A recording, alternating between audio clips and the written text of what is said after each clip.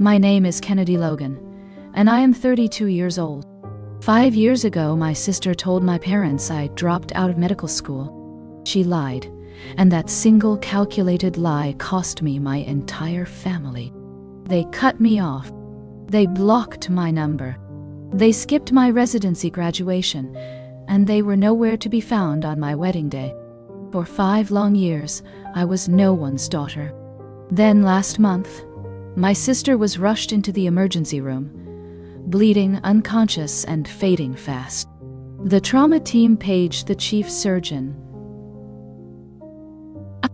The double doors swung open, and when my mother saw the name stitched onto the white coat walking toward her daughter's stretcher, she gripped my father's arm so hard it left bruises.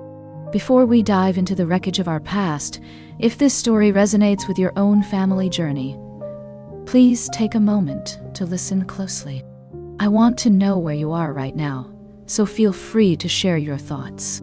Now, let me take you back to the fall of 2019, to a kitchen table in Seattle, Washington, and the last time my father ever looked at me with genuine pride.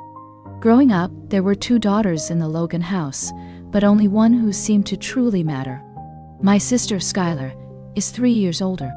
She came out of the womb performing. School plays, student council, the golden girl who could charm any adult at a dinner party and leave them laughing. My parents, Robert and Diane, worshipped the ground she walked on.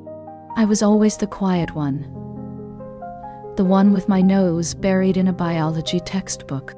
I didn't need constant attention because I was self-sufficient, or at least, that's what they chose to believe. My sister, Skyler, chose a local university. She said she wanted to stay close to our parents, but I knew the truth.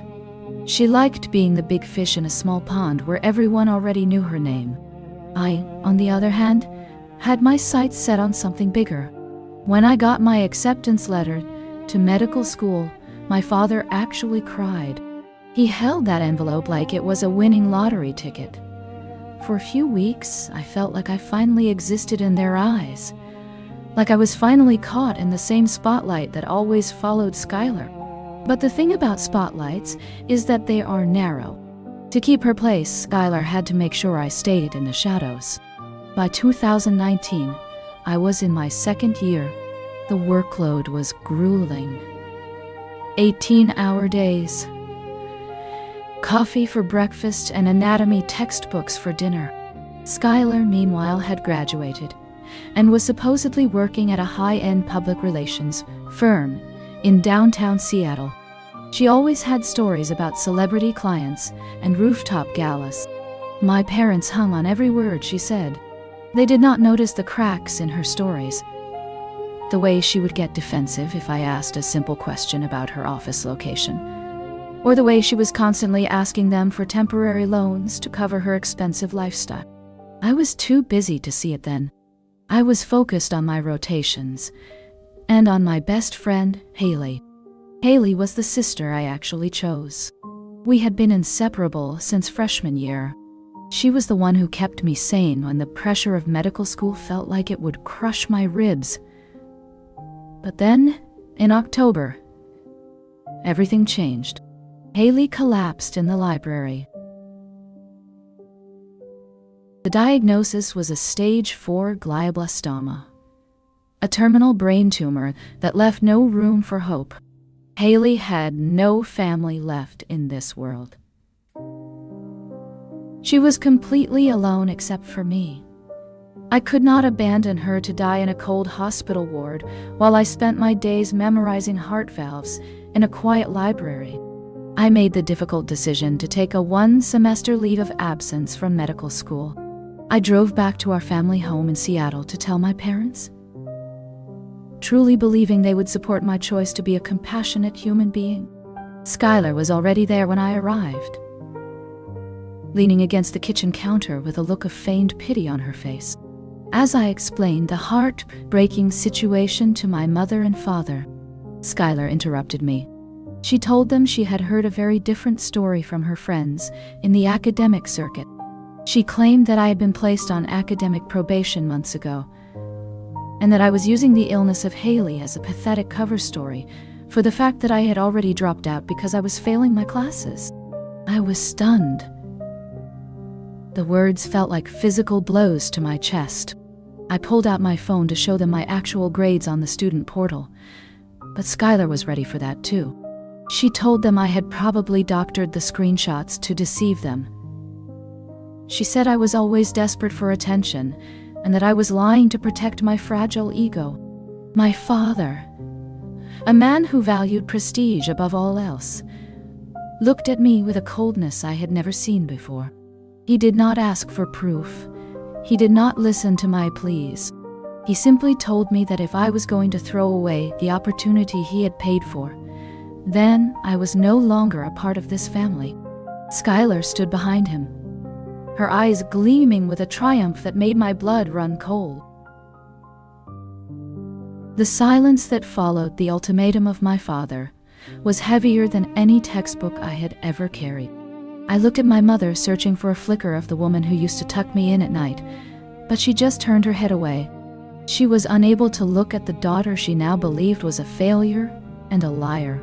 Skyler did not say a word. She did not have to, because her work was already done. That night, I packed my entire life into 3 cardboard boxes and my old sedan. I had exactly $412 in my savings account, and a heart that felt like it had been put through a paper shredder. I drove straight to the hospital to be with Haley. When I told her what happened, she cried. What? She did not cry for her own terminal diagnosis, but for the family I had lost because of her. I held her hand and promised her that she was my family now. For the next 5 months, I lived in a tiny studio apartment near the hospice center. I worked 12-hour shifts as a delivery driver at night and sat by the bed of Haley during the day. I watched the most vibrant person I knew fade into a shadow, but I never regretted my choice. When she finally passed away in December, I was the only person there to hold her hand. I was 24 years old. I was orphaned by the choice of my parents and more determined than ever to return to medicine. I stood in that small hospital room and made a vow to Haley that I would become the doctor she believed I could be. I would do it without their money and without their names. I would build a life so bright they would not be able to look at it without blinking. After Haley passed away, I felt like a ghost walking through a world that had forgotten me. I had no family to call and no home to return to, but I had a promise to keep to the only person who had loved me unconditionally. I moved back to my small studio apartment in Seattle and applied for readmission to medical school. The dean looked at my transcript and the official letter from the hospice center, and he decided to give me a second chance. I spent the next 3 years living on caffeine and sheer willpower. I worked as a night shift waitress at a 24-hour diner just to pay my rent and buy my textbooks. My parents and Skyler were a world away, even though they lived in the same city. I saw photos of them on social media through mutual friends, and it felt like looking at a life that belonged to someone else. They looked happy. They were celebrating the promotion of Skyler and going on expensive beach vacations while I was counting pennies just to afford bus fare. Then I met Caleb. He was a resident in internal medicine, and he was the first person in years who actually looked at me and saw the person behind the exhaustion. He did not care that I was a social pariah to my own blood. He stood by me through the long nights of studying and the moments when the grief felt like it would drown me. We got married on a rainy Tuesday at City Hall. I sent an invitation to my parents just in case a small spark of love still remained in their hearts. They did not respond. They did not send a card or a phone call. Caleb held my hand as we exchanged our simple vows, and he told me that he was my family now. I finally stopped looking for their approval and started building my own empire. I graduated at the top of my class and secured a prestigious residency in trauma surgery. I worked harder than anyone else because I had everything to prove to myself. By the time I was 30, I was a rising star at the medical center. I had a husband and a house and a loyal dog named Buster. I was finally happy and I was finally whole. The life I built was solid. It was made of hard work and the quiet love of Caleb. I was the chief of trauma surgery at Seattle General, and my days were defined by life or death decisions. On a Tuesday evening in November, a massive multi-vehicle accident was reported on the interstate. The sirens were constant, and the air in the trauma bay was thick with adrenaline. I was scrubbing in for what I assumed would be another long night of saving strangers. Then, the emergency doors burst open. A paramedic was shouting, "Vitals for a female patient in her mid-30s with severe head trauma and internal bleeding." I stepped forward to take the lead, but my heart stopped when I saw the couple following the stretcher. It was Robert and Diane. My parents looked older and tired, but I would know them anywhere. My mother Diane was screaming, while my father Robert tried to hold her upright. They did not see me at first because their eyes were fixed on the unconscious woman on the gurney. It was Skyler. Her golden hair was matted with blood, and her face was pale as white marble. I felt the world tilt on its axis. 5 years of silence and pain crashed into me in a single heartbeat. I looked down at the name on my white coat, which read Dr. Kennedy Logan. As I approached the stretcher, my mother looked up and our eyes met. She did not see a daughter. She saw the chief surgeon. Then she saw my face and her knees buckled. She gripped the arm of my father so hard it left bruises. I did not say a word. I just looked at the sister who had destroyed my life and the parents who had let her do it. Now, the life of Skyler was in my hands, and the room grew cold as the past collided with the present.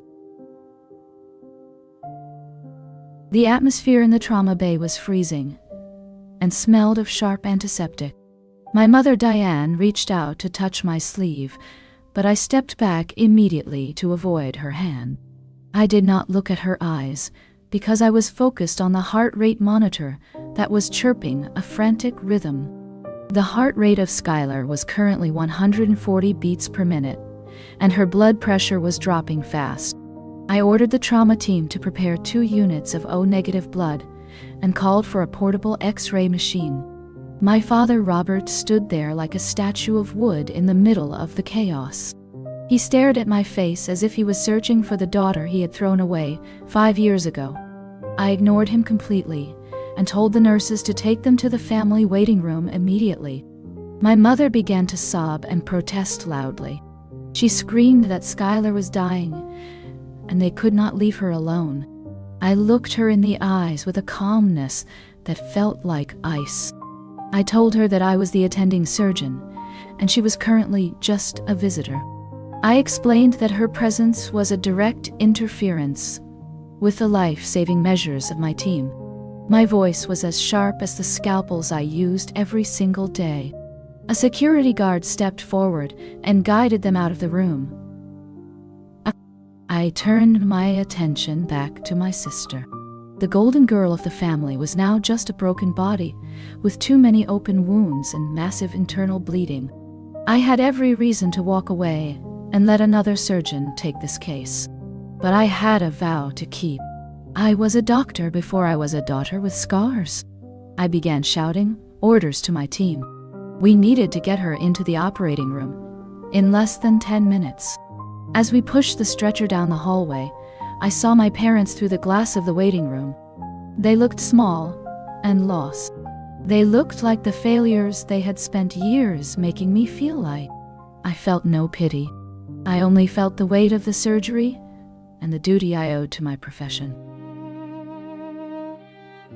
The lights in operating room.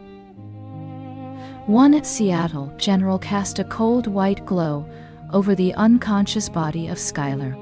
I stood there with my hands scrubbed and felt my heart racing under my surgical gown. This was the moment where my medical career and the ghosts of my past collided.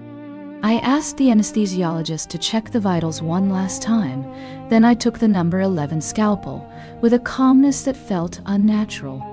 When I made the first incision on the abdomen of my sister, I did not see the woman who destroyed my family. I only saw a patient between life and death. Inside her abdomen was a scene of chaos with blood filling the cavity from a large tear in the liver and a ruptured spleen. We worked with extreme speed to clamp the vessels and find the source of the leak. While my fingers were suturing tiny blood vessels, I remembered Skyler standing in that Seattle kitchen 5 years ago with a triumphant smile as my father, Robert, disowned me. Anger flared like a fire in my chest, but I extinguished it immediately to focus on the task. I ordered the team to prepare 4 units of packed red blood cells and 2 units of fresh, frozen plasma. Every second was a battle against time. Skyler began to show signs of hemorrhagic shock, and her blood pressure dropped to 60/40. I asked to increase the fluid rate and prepared the defibrillator. My team worked like a perfect machine. I knew that if I let my emotions in for a single millisecond, my sister would die on this table. I did not allow that to happen because I am Dr. Kennedy Logan, and I was going to prove how excellent I had become. After 3 hours of intense pressure, we finally controlled the bleeding. The heart rate of Skyler stabilized at 80 beats per minute. I breathed a sigh of relief behind my mask, but I knew the real war with my family was just beginning outside those doors. I stepped out of the operating room and pulled off my surgical mask. The hospital hallway felt like it was miles long, and the air was very thin. I could still feel the phantom vibrations of the surgical instruments in my hands. Robert and Diane were sitting on the edge of the waiting room chairs. When they saw me, their faces showed a mixture of terror and a kind of hope that I had never seen from them during my entire childhood. I walked toward them and stopped exactly 3 feet away. I did not offer a hug or even a comforting touch. I spoke to them as the chief of trauma surgery, and not as their daughter. I told them that Skyler was stable for now, but the next 24 hours would be critical. I explained that we had successfully repaired her liver and the internal bleeding was under control. I saw a massive wave of relief wash over their faces, and for a single second, I felt a familiar ache in my chest. 5 years ago, they did not care if I lived or died. They did not care that I was working 3 jobs and studying in the dark to become exactly what I am today. Now they needed me. They needed the very skills I had built in the cold silence of their absence. My mother, Diane, began to cry and tried to thank me. She reached out for my hand, but I pulled back immediately to adjust the papers on my clipboard. I told her that I was simply doing my job and that any other surgeon on my team would have done the same. My father, Robert, looked as if he wanted to speak my name, but the words seemed to get stuck in his throat. I did not give him the chance to find it.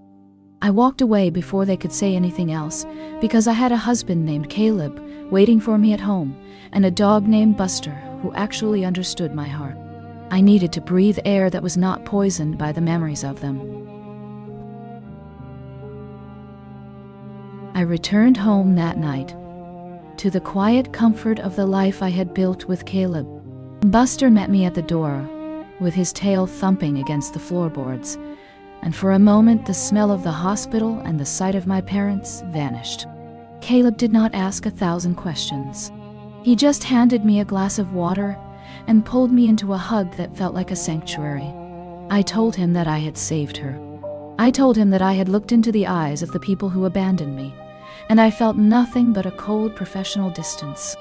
But as I lay in bed that night staring at the ceiling of our bedroom in Seattle, I realized I was lying to myself. The anger was there, but underneath it was a hollow ache that I thought I had buried years ago.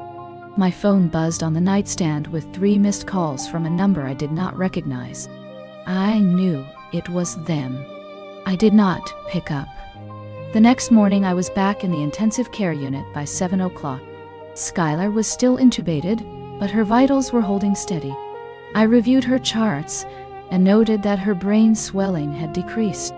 As I was leaving the room, I saw my father Robert standing by the window in the hallway. He looked like he had not slept a single minute. He looked like a man who was finally seeing the wreckage his choices had caused. He started to walk toward me with his hands trembling. "Kennedy, please," he whispered. I stopped and looked at him, but I did not let him reach me. I told him that I was there to check on my patient and that any personal conversation would have to wait. I was not ready to be a daughter, and I did not know if I would ever be again. By the third day, Skyler began to regain consciousness. The sedation was wearing off, and she was starting to fight the ventilator. I stood by her bed, adjusting the settings while my parents watched from the corner of the room like shadows. My mother Diane stepped forward with her eyes red from crying. She looked at me and asked why I had not called them when I got married. I stopped what I was doing and looked at her with a confusion that felt like a physical weight. I told her that I had sent 3 separate invitations to their house in Seattle. I told her that I had written letters every single month during my residency. I told her that I had never stopped trying to reach them until the silence became too loud to ignore. My father Robert looked at my mother, and then he looked at the purse belonging to Skyler, which was sitting on the bedside table. He walked over to it and opened the side pocket. He pulled out a stack of envelopes that had never been opened. My heart stopped. I recognized my own handwriting on every single one of them. There were invitations to my graduation and my wedding, and even a photo of Buster from when he was a puppy. Skyler had been intercepting my mail for 5 years. She had been taking the proof of my success and my love, and she had been burying it in the bottom of her bag. My mother collapsed into a chair and began to sob uncontrollably. She realized that the daughter she had worshipped was the one who had poisoned the family. She realized that I had been telling the truth the entire time. My father Robert held the letters in his trembling hands and looked at me with a grief that surpassed anything I had ever seen. He tried to speak, but I held up my hand to stop him. The truth was finally out, but the 5 years of my life that were stolen could not be returned so easily. The purse belonging to Skyler was sitting on the bedside table, and my father Robert picked it up to look for her insurance card. He found a side pocket that was zipped shut, and when he opened it, he pulled out a stack of envelopes. My heart stopped because I recognized my own handwriting immediately. They were invitations and letters and photos I had sent over the years, but every single one of them was unopened. My mother Diane looked at the letters, and her face went gray as she whispered a question, asking if I had really sent all of these. I looked her in the eyes and told her that I had sent one every month for 5 years. The silence in the hospital room was deafening, and even though Skyler was still unconscious, the lie she had built was finally dead. Robert held the letters with trembling hands and looked at me as if he was seeing a ghost. He tried to say my name, but I did not give him the chance to apologize. I told him that those letters contained the life he chose to ignore and the successes he refused to believe in. I explained that I had a husband named Caleb and a dog named Buster and a career that I had built without a single cent of his money. I told them that saving Skyler was my professional duty, but it did not mean the past was forgiven. I walked to the monitor to check the vitals of my patient because I was a surgeon first, and I was no longer the daughter they remembered. The truth was finally out, but the 5 years we lost were gone forever. I felt a strange sense of peace as I realized that I no longer needed their validation to feel whole. I turned my back on their tearful apologies and focused on the flickering screen of the heart monitor. The next morning, the sedation was completely removed, and Skyler opened her eyes. The medical team removed the ventilator tube, and she looked around the room with a confused expression. Robert and Diane were standing at the foot of the bed, and my father was still clutching the stack of unopened letters in his hand. Skyler saw me standing there in my white coat, and I could see the immediate flash of panic in her eyes. She tried to speak, but her voice was a raspy whisper from the tube. My mother Diane walked over and held up one of the invitations I had sent years ago. She asked Skyler why these were in her bag and why she had told them I had dropped out of school. Skyler tried to pull the oxygen mask away, and she started to cry. She said she was only trying to protect them and that I was always the favorite one who got all the attention. It was a pathetic lie, and even she knew it. Robert stepped forward, and his voice was lower than I had ever heard it. He told her that her jealousy had destroyed 5 years of our lives. He told her that he had treated his other daughter like a stranger because of her stories. I stood at the monitor and watched the heart rate of Skyler climb to 110 beats per minute. I told them that as her doctor I needed her to remain calm or she would risk further internal damage. I was not there to participate in their family drama. I was there to ensure my patient survived. Skyler looked at me and whispered that she was sorry, but I did not feel any relief. An apology given only when someone is caught is not an apology at all. I walked out of the room to finish my rounds because the life of Kennedy Logan was no longer defined by the approval of anyone in that room. The silence of the Seattle Medical Center hallway was heavy as I stepped out of the room of Skyler on the morning of the 7th day. My parents, Robert and Diane, were sitting there on the cold waiting chairs with the stack of unopened letters placed neatly on the lap of my mother. When they saw me approaching, they stood up with a desperate look of regret, and my mother Diane tried to reach for my hand, but I took a step back to maintain my professional distance. She began to sob and said they had spent the entire night reading all 36 letters I had sent over the past 5 years. She told me they felt a profound pain for missing the most important milestones of my life, from my graduation to my wedding with Caleb. My father, Robert, looked at me with red eyes and said he was willing to do anything to make up for his blindness in believing the lies of Skyler without a single doubt. I took a deep breath and felt the weight of my white coat and replied in a calm voice that I am Dr. Kennedy Logan, and forgiveness is not something that can be handed out like a medical prescription. I explained to them that while they were enjoying expensive vacations with Skyler, I was working 12 hours every day at a small diner and coming home to a tiny apartment to study under a dim light with my dog Buster. I told them that I had learned to be strong without their presence, and that I had found a real family in the love of Caleb. Skyler was now fully awake and facing the fact that her image of the perfect daughter had completely shattered in the eyes of her parents. I asked them to keep the area quiet because the peace of my other patients was my priority. I turned away to prepare for my next surgery and left them behind with the heavy burden of their late regret. Over the next week, Skyler was moved to a private room on the 4th floor of the hospital, and the atmosphere was thick with a silence that felt like lead. Robert and Diane spent every hour there, but they no longer looked at Skyler with the same pride or affection they once held. They had read every single word of my 36 letters, and the weight of that truth was crushing them. They knew about the nights I spent hungry, and the days I worked 3 jobs just to survive, while they were buying Skyler a brand new car and luxury vacations. My mother Diane tried to apologize every time I entered the room to check the surgical vitals of my patient. She told me that they wanted to give me the entire inheritance money that was originally meant for Skyler as a way to start over. I looked at her and felt nothing but a cold and distant pity.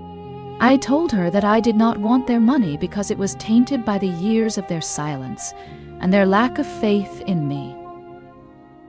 I explained that Caleb and I had built a home that was full of genuine love, and that Buster was the only one who never turned his back on me when things were difficult. Robert stood by the window with his shoulders slumped and said he would do anything to have his daughter back in his life. I told him that the daughter he knew died the night he kicked her out of his house in Seattle for a lie he was too lazy to investigate. I told him that I was a different woman now, and that I did not have any room in my heart for people who only loved me when it was convenient for them. Skyler watched us from her bed, but she did not say a word because she knew she had lost her power over all of us. I finished my chart notes and walked out of the room without looking back, because my life was finally my own, and I did not need their validation to be whole. 2 weeks later, the day finally came for Skyler to be discharged from the hospital. My parents took her back to their large house in the suburbs of Seattle, but the golden mirror of their family was shattered beyond any hope of repair. They tried to call me every single evening, but I did not answer my phone because the sound of their voices only brought back the cold memories of the night they turned me away. One rainy afternoon, my father Robert came to my office at the medical center and left a small wooden box on my desk without saying a single word. When I opened it, I found my old stethoscope from my first year of medical school and a faded photograph of us at the beach when I was only 10 years old. I looked at my younger self and felt a sharp sting of sadness for the girl who had spent her life begging for a love that was always conditional. I did not cry, but I placed the box in the back of my bottom drawer and locked it away just like I had locked away my need for their approval. I went home that evening to find Caleb cooking dinner, while Buster slept by the fireplace. My life was not the one my parents had planned for me, but it was the one I had earned through my own blood and sweat. I realized that true family is not defined by DNA or a last name, but by the people who stand by you when the world goes dark. Skyler would have to live with the silence of her own making, and my parents would have to live with the ghost of the daughter they had failed to protect. I sat down at the table with my husband and felt a profound sense of peace because the truth was finally told and I was finally free. 1 year has passed since the night my world collided with the past in that trauma bay. Skyler has physically recovered, but she remains a shadow of her former self because the golden pedestal she built for herself has permanently crumbled. My parents continue to send flowers and cards to the hospital where I work, but I have instructed the front desk to donate them to the pediatric ward immediately. I do not feel malice toward them any longer because that would require an emotional investment that I simply do not have to give anymore. I have chosen to live my life in the present and not in the wreckage of the past. Caleb and I recently celebrated our anniversary, and we are now expecting our first child who will grow up in a home filled with honesty and unconditional love. I sometimes think about Haley and how she would be proud of the doctor and the woman I have become. I have realized that some wounds are not meant to be healed by reconciliation, but by the act of moving forward without looking back even once. My father Robert sent one final letter last month, asking for a chance to be a grandfather, but I did not reply because a child deserves a family that values truth above pride. I have built a legacy that belongs to me alone, and I will not let the toxicity of my childhood poison the future of my own baby. My name is Dr. Kennedy Logan, and I am finally the author of my own story. I look at my reflection in the mirror, and I do not see the girl who was cut off, but the woman who cut herself free. This is the last update I will share, because the silence that remains is finally a peaceful one, and I am ready to close this chapter forever. The sun rose over the skyline of Seattle on a crisp morning in April, as I held my newborn daughter for the very first time in my arms. I named her Haley Grace because I wanted her to carry the spirit of the woman who taught me the true meaning of loyalty and love during my darkest hours. Looking into her small and innocent face, I realized that the cycle of trauma that had defined my early years had finally come to an end. Caleb sat by my side in the hospital room, and his eyes were full of a deep pride that had nothing to do with my medical degree or my title as a chief surgeon. He saw me as the mother I was always meant to be and the partner he had chosen for life. My parents attempted to visit the hospital once more after they heard the news from a distant cousin who still followed my career. I saw Robert and Diane standing near the nursery window through the thick glass. But I did not invite them into our private room or grant them the privilege of holding my child. I simply waved a final and silent goodbye and turned my attention back to the beautiful life I had created from absolutely nothing. Robert and Diane looked like strangers from a past life, and I felt no anger or sorrow as I watched them walk away for the very last time. Skyler moved to another state to start over where no one knew her history of lies. But I stopped checking for any updates on her life many months ago. I am no longer a daughter of a broken house, but a woman who built her own foundation on the solid ground of truth and integrity. My story began with a lie that nearly destroyed my future, but it ends with a truth that has set me free forever. I am 31 years old, and I am finally exactly where I belong. The hospital corridors are still busy, and my surgical shifts are still long, but now I come home to a house filled with the warm sound of laughter and the steady heartbeat of a family that is real. This is my final victory, and it is more beautiful than anything I could have ever imagined in my wildest dreams. The years continued to move forward like a steady river, and I found myself standing in the same hospital hallways where my life once felt like it was breaking apart. I am now a mentor to young surgical residents who arrive with tired eyes and heavy hearts, just as I once did. I saw a young woman today who was struggling with a difficult rotation, and I recognized the flicker of fear in her expression because I lived in that fear for a very long time. I sat down with her and told her that her worth is not determined by the approval of people who do not see her value. I shared a small piece of my history with her so she would know that she is not alone in her struggle. When my shift ended, I drove home through the streets of Seattle to the house that Caleb and I have turned into a sanctuary. Our daughter, Haley Grace, is now a toddler, and she greets me with a laughter that sounds like pure music.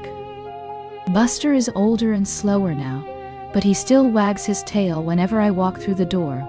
My parents and Skyler are distant memories that no longer have the power to make me feel small. I heard from a former colleague that Robert and Diane often speak of me as their greatest pride when they are in public, but I know that is just another lie they tell to save their own reputations. I do not hate them for it, because I simply do not have any room left for them in the life I have built. My daughter will grow up knowing that love is earned through truth, and that a family is something you protect with your whole heart. We spent the evening in the backyard watching the stars, and I realized that the silence of my parents is no longer a punishment, but a gift of peace. I have everything I ever wanted and more, because I chose to be my own hero when no one else would stand by me. My story is one of survival and strength, and I am finally at peace with every chapter of my journey. 10 years have passed since the day I walked out of my childhood home with nothing but my old sedan and a shattered heart. I found myself standing in front of the grave of Haley today, holding the hand of my daughter, who was now 5 years old. The grass was green, and the air was fresh with the scent of pine trees in the afternoon sun. I told my daughter about the woman who was my sister in every way that mattered, and how she never gave up on her dreams. I showed her the medical license that I had fought so hard to earn through the long nights, and the wedding ring that symbolized the family we had built together with Caleb. I heard through the hospital grapevine that my father Robert passed away last winter, and that Diane had moved into a smaller apartment in the city to be alone. They never reached out to me again after that final letter, and I realized that was their only way of showing me a shred of respect. They finally understood that some bridges are burned so thoroughly that there is no path back across the ashes. I do not feel the heavy weight of their absence anymore, because my life is too full of the presence of my husband and our children. Skyler is a ghost of a memory, and I have learned that the best revenge is not anger, but a life lived with integrity and joy. I am the chief of surgery now, and every time I step into the operating room, I am reminded of the strength I found in the silence of my parents. I am no longer defined by the lie that once threatened to drown my future. I am the light that survived the storm, and the voice that chose to tell the truth. The sun is setting over the horizon of Seattle, and I am ready to go home to the laughter and the love that I chose for myself. I have realized that being cut off was the greatest gift my parents ever gave me, because it forced me to find the person I was always meant to be. I am Kennedy Logan, and my story is finally complete. I looked up at the sky and whispered a final thank you to Haley for the life she helped me save.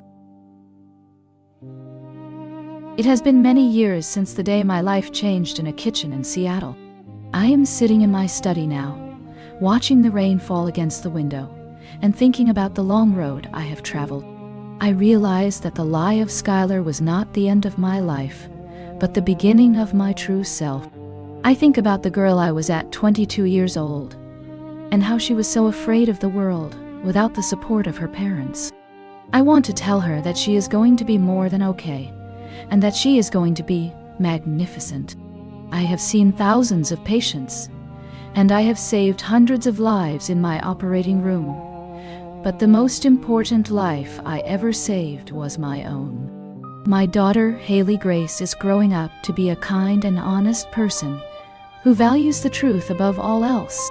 She does not know the pain of being abandoned because she is surrounded by a love that is steady and unconditional. Caleb still looks at me with that same pride in his eyes after all this time, and I know that I made the right choice to walk away from the poison of my childhood. I do not look back with regret or anger anymore, because those emotions are too heavy for the peace I have found. I have decided to start a scholarship fund in the name of Haley for medical students who have no family support, to help them achieve their dreams without the fear of being cut off. I want to be the light for others that Haley was for me. The shadow of my father, Robert, and the ghost of my sister, Skyler, have no place in this bright future. I am the architect of my own destiny, and I have built something that will last long after I am gone. The world is large and full of possibilities, and I am no longer defined by the people who failed to love me. I am defined by the love I give and the truth I live every single day. Today I stood at the podium of the Grand Auditorium at the university to award the very first scholarship from the Haley Legacy Fund. I looked down at the young student named Elias, who was standing there with tears in his eyes as he accepted the award. He whispered to me that he had been working 3 different jobs just to pay for his tuition, because his family had stopped supporting him when he chose medicine over the family business. I felt a sharp pang of recognition in my heart, because his story was so similar to my own journey with Haley many years ago. I leaned in and told him that he was stronger than he knew, and that the world needed a doctor who understood the value of sacrifice and hard work. After the ceremony was over, I walked to my car and found a small white envelope tucked under the windshield wiper. It was a letter from Diane, and it was written in a shaky and frail handwriting that I barely recognized. She told me that she was living in a quiet nursing home on the outskirts of Seattle, and that she spent her days looking at the old photos of the 2 of us from before the lie of Skyler destroyed everything. She asked me for one final meeting so she could apologize in person before her time ran out. I sat in the driver's seat for a long time and thought about the woman who had once been my mother. I realized that I did not feel the old anger or the deep pain that used to keep me awake at night. I felt a strange sense of closure that did not require a conversation or a tearful reunion.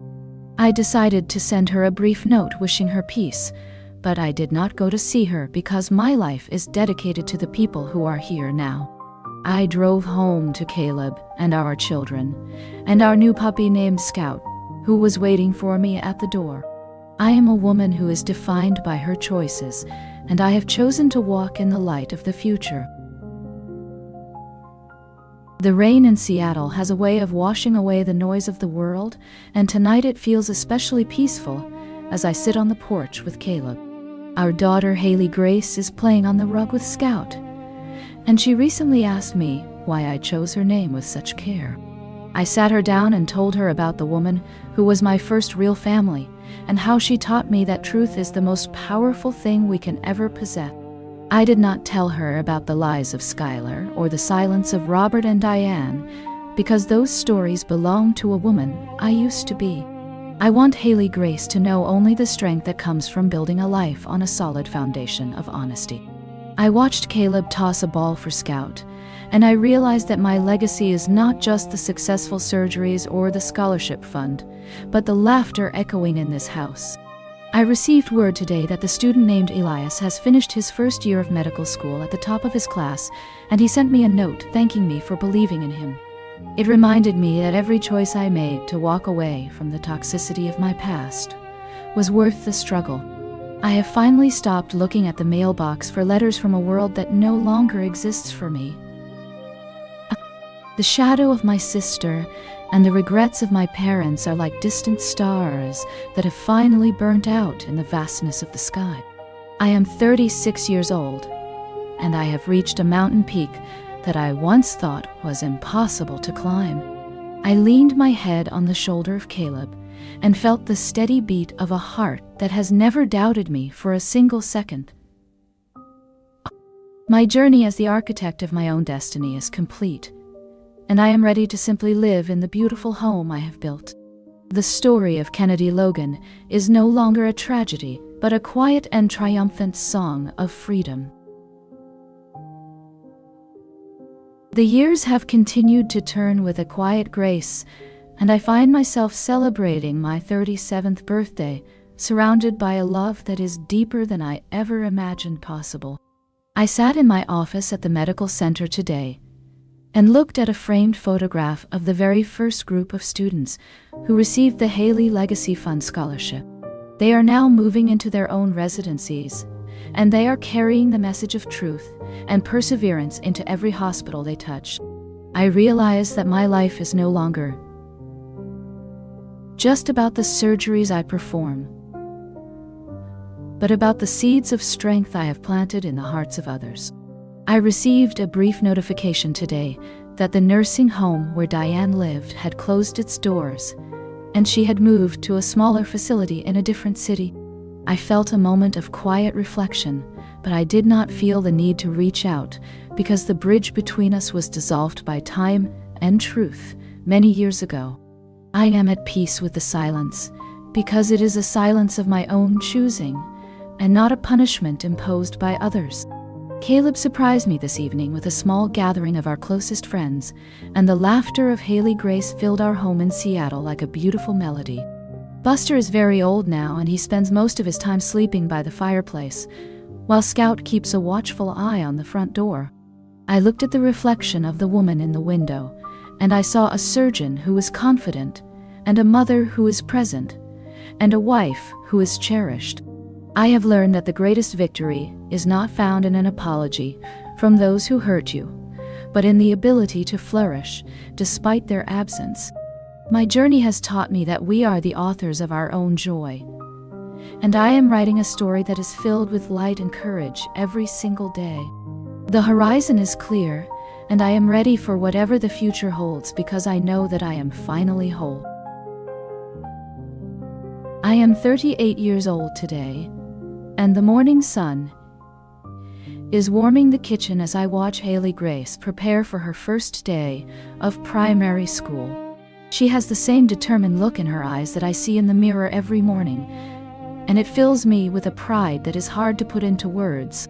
We said a final and tearful goodbye to Buster last winter, and we buried him under the large oak tree in our backyard, where he loved to nap in the sun. Scout still misses his companion, but he has taken his role as the protector of Haley Grace very seriously, and he never leaves her side for a single moment. Caleb and I have spent over 10 years building a life that is defined by our own rules and our own truth. I recently received an official letter from a lawyer in Seattle, informing me that Robert had left a small piece of land to me in his final will. I chose to donate that land to a local non-profit organization that builds homes for children in the foster care system, because I want that ground to be used for something that represents hope instead of regret. I have not heard from Skyler or Diane in a very long time, and I have realized that their absence is no longer a void, but a quiet space where I have planted my own garden of peace. My work as the chief of surgery remains challenging, but I no longer feel the need to prove my excellence to anyone but myself. I have realized that the greatest achievement of my life is not the medical awards or the successful operations, but the fact that my daughter will never have to wonder if she is loved or if she is enough. The story of the girl who was cut off has reached its final and most beautiful chapter, and I am ready to turn the page into a future that is bright and full of infinite possibilities. I am exactly where I am supposed to be, and my heart is finally at rest. I am 40 years old now, and the gray hairs at my temples are a testament to the lives I have touched and the battles I have won. Haley Grace is nearly 10 years old, and she is already showing a brilliant mind for science, which makes Caleb laugh because he says she is a perfect copy of her mother. We spent the afternoon at a quiet park in Seattle, and as I looked at the city's skyline, I no longer feel like a stranger in my own hometown. The hospital has officially opened a new wing dedicated to the Haley Legacy Fund, and I spent the morning walking through the halls and seeing the faces of the future doctors we have helped. I received a phone call from a distant aunt last week who told me that Skyler had tried to write a book about our family, but no one would publish it because the truth was already known by everyone who mattered. I felt a small moment of amusement, but no anger, because her attempts to change the past are as empty as the lies she used to tell. Diane passed away quietly in her sleep last month, and I chose to attend the service from a distance, just to say a final and silent goodbye to the woman who gave me life, but could not give me the truth. I did not stay for the gathering afterwards, because my true life was waiting for me at home with Caleb and our daughter. Scout is slower now, but he still guards the front door with a loyalty that reminds me of the few people who never left my side during the storm. I have learned that time does not heal all wounds, but it gives you the strength to build something beautiful over the scars. My legacy is not the buildings or the awards, but the freedom I have given my children to be exactly who they are without fear. The sun is setting over the water, and I am standing on the shore of a life that is deep and wide and full of grace. I am 42 years old, and the rhythm of my life has become a beautiful and steady song of contentment. Haley Grace is 11 years old today, and she spent the morning showing me her latest science project about the intricate systems of the human heart. I looked at her bright eyes, and I realized that she carries none of the shadows that once threatened to consume my own soul. At the hospital, the Haley Legacy Fund has now supported over 100 medical students, and today I met a young woman who was starting her residency in the same trauma bay where I first saw my parents after 5 years of silence. I told her that the most important tool she will ever use is not a scalpel, but her own integrity and her ability to remain true to herself. I heard a rumor that Skyler is living a quiet and isolated life in a small town, but I did not feel the need to investigate or confirm the details because she is a stranger from a story I stopped reading a long time ago. Caleb and I spent the evening walking on the beach with Scout, and we talked about the future and the travels we want to take once Haley Grace starts high school. I realized that the greatest victory of my life was not the moment I saved my sister on the operating table, but the moment I chose to save myself by walking away from their toxicity. The air in Seattle is cool and crisp, and I can feel the strength of the foundation I have built with my own hands. I am no longer defined by the people who tried to break me, but by the love I have cultivated in the garden of my own life. I am Kennedy Logan, and I am finally at peace with every single word of my past and every single page of my future.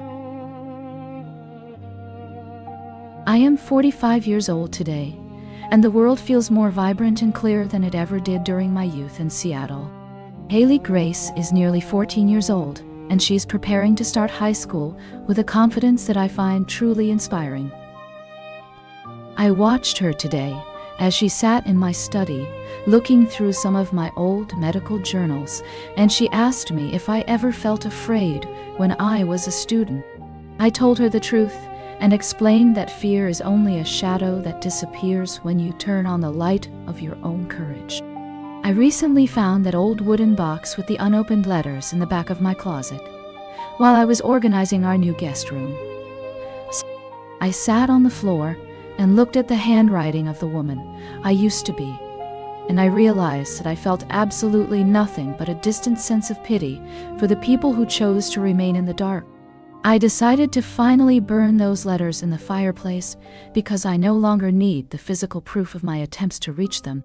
The smoke drifted away into the cool evening air, and with it went the last lingering pieces of my past with Robert and Diane and Skyler. I have spent 20 years building a legacy of truth, and I can see that legacy reflected in the bright eyes of my daughter and the thriving careers of the students we have helped. Caleb came into the room and took my hand, and we stood together, watching the fire burn until only ashes remained. I am the chief of surgery, and I am a mother, and I am a wife, but most importantly, I am a woman who is completely free.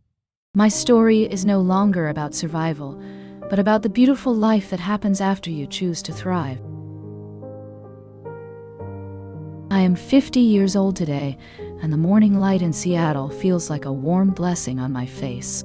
Haley Grace has grown into a remarkable young woman of 18 years, and today she received her acceptance letter to the same medical school where I once struggled in the shadows. We sat together on the porch, and I watched her fingers trace the official seal with the same determination that I have seen in the mirror for 3 decades. Caleb stood behind us, and I could feel his hand on my shoulder as a steady anchor that has never failed me. The ghosts of Robert and Diane and Skyler have finally faded into the vast silence of the past, and I no longer feel the need to look back at the wreckage they left behind. I have realized that the greatest achievement of my life is not the hundreds of successful surgeries or the awards on my office wall, but the fact that my daughter is starting her journey with a heart that is whole and a mind that is free from the burden of lies. I spent the afternoon at the university hospital to say goodbye to my team because I have decided to transition into a full-time teaching role to focus on the next generation of surgeons. I want to spend more time with Caleb and watch Haley Grace as she builds her own legacy of truth and excellence. Scout is very old now, and he spends his days resting in the sun, but his presence is a constant reminder of the loyalty that sustained me when I had nothing. I am the architect of a life that was built on the ruins of a betrayal, and I can finally say that the structure is beautiful and complete. I took a deep breath and felt a profound sense of gratitude for every difficult mile of the road, because it led me to this moment of perfect peace. My story is no longer a battle, but a quiet celebration of everything I have earned with my own strength, and I am ready for the soft light of the years ahead. I am 60 years old now, and the surgical scrubs I worn for nearly 4 MNGE are finally being folded for the last time. Today was my final day as the chief of surgery, and I stood in the lobby of the medical center to watch my daughter, Haley Grace, lead her own trauma team through those familiar double doors. She is a brilliant surgeon and an even better human being, because she knows that the truth is the only foundation that can hold a life together. Caleb and I have moved to a quiet house by the water where we can watch the sunset every evening without the interruption of a medical pager. The letters and the lies and the cold silence of my past are nothing more than distant echoes in a canyon I have long since left behind. Robert and Diane and Skyler are names in a book that has been closed for a very long time, and I no longer feel the need to revisit those painful pages. I look at my hands, and I see the scars of a life lived with purpose, and the steady strength of a woman who refused to be broken by the people who were supposed to love her. I realized that the greatest surgery I ever performed was removing the toxicity of my childhood from my own heart so that I could love my family without any fear. My story began in the dark of a betrayal, but it ends in the brilliant light of a legacy that will continue through Haley Grace and the hundreds of students I have taught over the years. I am at peace, and I am whole, and I am finally free to just be Kennedy Logan. I sat on the porch with Caleb and Scout II and felt the cool breeze from the ocean on my face. I have finished the work I was meant to do, and I have built a world that is beautiful and true. My journey is complete, and I am happy. The end.